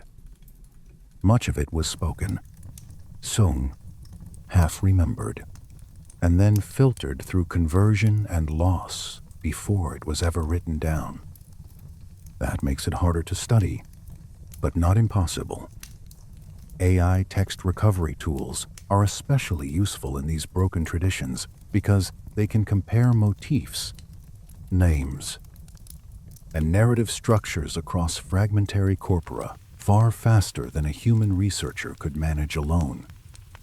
When those systems were used to examine references around Orvendil, warrior figures, star-guided travel, and celestial body imagery in the old northern material, one region of the sky kept drawing attention back to itself. Orion does not appear in the Norse world with the same clean, preserved authority he enjoys in Egypt or Sumer. He appears as an afterimage, a traveler, a warrior, a body part thrown into heaven, a guide for sailors moving under a dangerous sky. The story of Orvendil is especially revealing in its fragmentary way. A frost-struck traveler, his toe cast into the heavens by Thor, becoming a star. Some scholars have long suspected that this may preserve a memory of Rigel, the bright star at Orion's foot. We cannot be sure, but the AI comparison of surviving source language with later folklore patterns strengthened the association enough that it can no longer be shrugged away as a whimsical guess. Imagine a long ship cutting through black, northern water. Wind in the sail, wood creaking, salt damp on the edge of every surface. No lighthouse, no electronic guidance, just the sky, the moon when it is visible, and the stars when the cloud breaks. Orion would have been a companion in such a world, not because someone had drawn a chart and taught a formal doctrine to every sailor, but because repeated seeing turns a constellation into a practical companion. Over time, practical companions grow mythic faces. The belt becomes a marker. The foot becomes a sign. The figure above becomes a traveler between worlds, because the people below are travelers between shores and storms. Some memories become ritual. Others survive only as directional instinct dressed in story. The AI models could not recover a lost Norse scripture of Orion. Nothing so dramatic. What they did recover was structural consistency. When a culture uses a star group repeatedly for navigation, attaches warrior or traveler imagery to the same region, and preserves fragments of body to star transformation near one of Orion's brightest points, something important is happening. Not proof of direct continuity from Sumer, not a chain we can hold in our hands, but a familiar old pressure. The hunter remains close to power, movement, endurance, and passage. Now move east and south, where the pattern sharpens again under the older light of India. Here, Orion enters a world of sacred sound, cosmic destruction, and renewal. Researchers recently trained large language models on Vedic Sanskrit, commentarial layers, later mythic material, and astronomical correlations, asking the systems to identify repeated links between named deities, color terms, weapon imagery, and visible sky objects. One of the strongest results involved Rudra, the red one, the destructive god, the archer, the wanderer of wild places, the force who wounds, purifies, and clears the ground for new order. The AI did not invent the long-standing association between Rudra and Orion, but it strengthened the case by showing how often red, weapon, storm, wandering, and celestial placement clustered in relation to the same star field, especially near Betelgeuse. That matters because Betelgeuse is not an ordinary point of light. Even without modern astronomy, it stands out in the hunter's shoulder with a reddish glow that catches attention almost against your will. In a mythic culture, a red shoulder in a sky warrior is an invitation. It asks for narrative. It asks for blood, fire, wrath, purification, or sacred force. In the Vedic imagination, Rudra becomes exactly that kind of figure, a hunter in his own way, a bearer of danger and release, a being whose violence is not pointless, but transformative. Not the end of order, but the terrible act that makes another order possible. If you slow that down and feel it properly, the old continuity returns. Sumer gives you heavenly rule. Greece gives you the giant hunter. Egypt gives you resurrection. The North gives you the traveler and star guide. India gives you destructive renewal, the red force in the heavens. Different languages, different rituals, same sky, same region of light pulling human thought toward kingship, danger, passage, and rebirth. AI is good at hearing that kind of repeated music, especially when no one civilization can explain the others. And then we come to one of the darkest branches of the story, the Book of Enoch and the Watchers. This is where the air changes. The pattern of Orion stops being only royal or cosmic and becomes dangerous. Modern AI translation tools have been especially helpful in Enochic studies because the textual tradition is fragmented and layered. Surviving in Ethiopic, Greek fragments, and scattered references that often diverge in small but meaningful ways. When researchers used neural comparison tools to align these versions, the repeated thematic structure around descent, forbidden knowledge, giant offspring, and catastrophic judgment became clearer than before.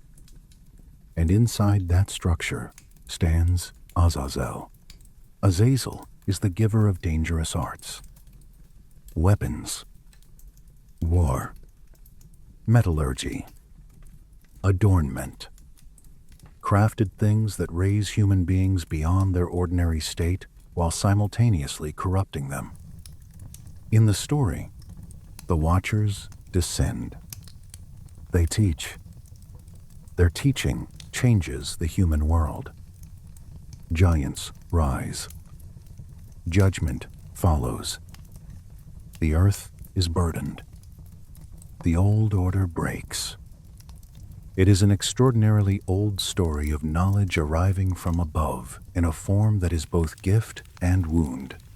When that pattern was compared by AI against Mesopotamian narratives of civilizational knowledge, especially around Enki and divine gifts that structure human life, the systems highlighted something important. The moral coloring differs. Enki is not Azazel in a simple way, and anyone who says otherwise too quickly is flattening traditions that deserve better. But both belong to a family of narratives in which vital knowledge descends from a higher order and leaves humanity altered forever. Agriculture, craft, survival, technology, warfare, judgment. These are not harmless gifts. They elevate. They complicate. They also separate humanity from innocence. This is where Orion's role as hunter becomes almost unbearably dense. Across cultures, the constellation keeps circling armed knowledge. The giant hunter, the warrior shape, the celestial figure bound to rule, conflict, and what comes down from above. Some AI-based motif comparison projects have gone so far as to suggest that Orion functioned as a sky repository for exactly these dangerous transmissions, a visible sign of the moment human beings receive powers they were not originally meant to hold lightly. That may be too strong for some tastes, but even the cautious version remains compelling. Orion and the Watcher tradition lean toward one another across the old world. Both stand where knowledge, power, and judgment meet. I have always found that a little heartbreaking. Ancient people did not imagine knowledge as automatically liberating. Sometimes it is the beginning of burden. A sword teaches one thing, a plow another, a calendar another still. Once the higher knowledge comes down, the human world can never be simple again. In that sense, the old stories are wiser than modern slogans. They know that instruction can wound, that ascent can cost, that what comes from above does not always arrive gently. If you were sitting here with me now, the fire almost down to coals, I think this is where I would let the silence breathe a little. Because the old world was not merely fascinated by Orion. It was wary of him too. The stars above were not blank ornaments. They were signs of order. Yes, but also of scale, distance, danger, and that unnerving possibility that humanity became fully itself only after receiving something it did not know how to carry safely. That is the thread that now leads us into the final part. Orion has been king, hunter, resurrected ruler, traveler, archia, dangerous sign, and pattern in stone. But the last movement asks something even deeper. If modern AI has uncovered a repeated civilizational fixation on this one constellation, and if the oldest traditions of kingship and heavenly descent keep circling it, then what exactly did the ancients think Orion was pointing toward? That is where the Anunnaki return, not as a separate subject, but as the oldest answer still waiting in the dark. And so we arrive at the last chamber of the story, where all the old lines begin to cross. Sumerian kingship, Egyptian resurrection, Greek struggle, biblical authority, Vedic destruction and renewal, Watchers, forbidden knowledge, ascent, architecture, and the fixed stare of a constellation that refused to become ordinary in any civilization that truly looked at it. The final question is not small. What did AI actually uncover about Orion and the Anunnaki when it pulled all these traditions into one comparative frame? It uncovered a repeated possibility that the oldest civilizations may have treated Orion as more than a mythic figure in the sky. They may have treated it as a marker of the place from which divine rule, dangerous knowledge, and sacred order were believed to descend. That sentence must be handled gently, because it is the kind of sentence people love to turn into noise. I do not want noise here. The strongest findings do not come from one sensational tablet or one cracked inscription that suddenly shouts the answer. They come from pattern density, neural models comparing ancient texts, Ritual structures, architectural alignments, funerary formulas, and mythic motifs kept locating Orion in the same symbolic position. Above human rule, above death, above ordinary time, at the boundary between worlds, in the place where beings from beyond the mortal condition become thinkable. This is where the Anunnaki matter most. In Mesopotamian tradition, especially in the earliest and driest layers, they are not just colorful deities floating through story. They are rulers, judges, assigners of domains, keepers of order. Kingship descends from heaven. Cities are allocated. Calendars are measured. Laws are established. The heavens are not merely luminous. They are administrative. That is one of the oldest and quietest shocks in human writing. Government was imagined as older than humanity. And when researchers used advanced AI to compare that old Mesopotamian logic with the fixed celestial points most often linked to kingship and upper authority, Orion kept standing there, severe and impossible to ignore. Orion, the light of heaven. Perhaps a throne, perhaps a gate, perhaps the seat of Anu in some interpretive traditions. The machine-assisted models did not flatten these possibilities into one dogmatic answer, but they did show that Orion was more deeply entangled with royal, divina, and transitional language than many earlier studies had fully appreciated. That matters, because once the same constellation also appears in Egypt as the destination of dead kings, in Gnostic systems, as part of a pathway beyond lower rulers, and in comparative myth as the giant hunter tied to dangerous knowledge, the old Mesopotamian association begins to feel like the first stone in a much larger design. You know that feeling when you finally recognize that a pattern is not repeating because you want it to. It is repeating because it is truly there.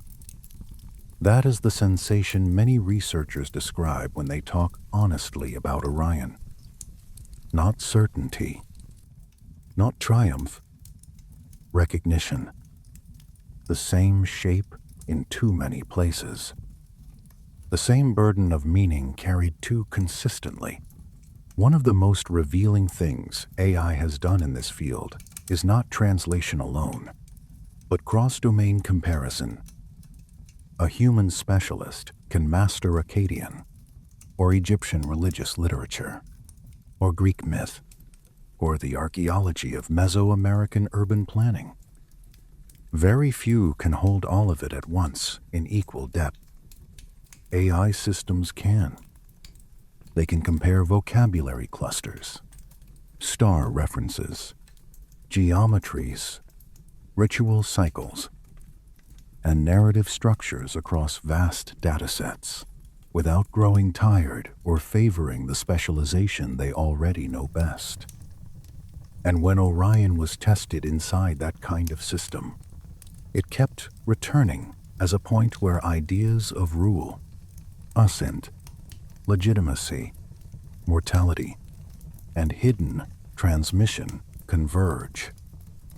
Not every culture said the same thing, but they kept standing in the same place while saying different versions of it. That is why Orion begins to look less like a mere figure and more like a signpost. The source tradition suggests that if the Anunnaki came from the stars, Orion may have marked their domain, or at least humanity's memory of their domain. I cannot prove that for you, and neither can the machines. But we can say something subtler and perhaps more truthful. Ancient civilizations behaved as if Orion pointed toward the upper order from which rule and sacred structure came. They built toward it, buried toward it, aligned with it, named it with royal language, wrapped their dead kings in its cycle, attached giant hunters, divine judges, and rebellious teachers to its shape. A signpost does not need to be understood in the same words by every traveler. It only needs to stand where the roads meet. If you slow down and imagine the ancient world as the ancients experienced it, the thought becomes almost intimate. A king in Sumer hearing that his authority descends from heaven. An Egyptian pharaoh prepared for his union with Osiris among Orion's stars. A Greek listening to the tale of the giant hunter and the scorpion that follows him across time. A northern sailor steering by the same bright belt. A Vedic priest seeing the red one burning in the hunter's shoulder. A Gnostic initiate holding an amulet and thinking of escape beyond the lower heavens. None of them agree fully, yet all of them keep returning to Orion when they need language for what is above, what was before, what grants, what judges, what receives, what cannot be entirely explained by ordinary earthly life. That is not a trivial recurrence. It is civilizational memory. And perhaps the deepest revelation AI offers here is not that ancient people were secretly modern astronomers, or that one constellation unlocks a hidden alien history in a crude way. The deeper revelation is that human cultures preserved certain symbolic coordinates with extraordinary stubbornness. Orion is one of them. The hunter is where they placed inherited authority. The hunter is where they placed passage after death. The hunter is where they placed conflict between heaven and earth. The hunter is where they placed dangerous gifts from above.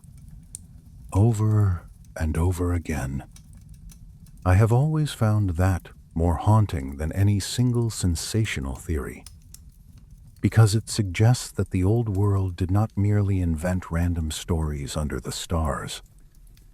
It organized itself around a few fixed celestial truths, whether symbolic, historical, or something in between. Orion became one of those truths. Now, does that mean the Anunnaki literally came from Orion? We cannot say that with intellectual honesty.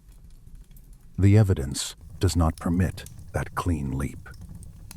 Does it mean that ancient Sumerians looked at Orion as the visible sign of upper rule, and that later civilizations inherited echoes of the same celestial significance in different forms? Yes, I think the evidence allows that much, and perhaps a little more. It allows us to say that Orion was one of the oldest locations of sacred legitimacy in human thought, and that may be enough to trouble the sleep of certainty. Because once you accept that possibility, the whole ancient world shifts slightly. Temples are no longer just buildings. They are answers to the sky. Kingship is no longer merely political. It is imitation of a higher office. Burial is no longer disposal of the dead. It is routing. Myth is no longer primitive fantasy. It is coded memory around fixed celestial points. The old civilizations cease to look like disconnected experiments in culture and begin to look like heirs, each preserving fragments of a larger map that none of them held completely.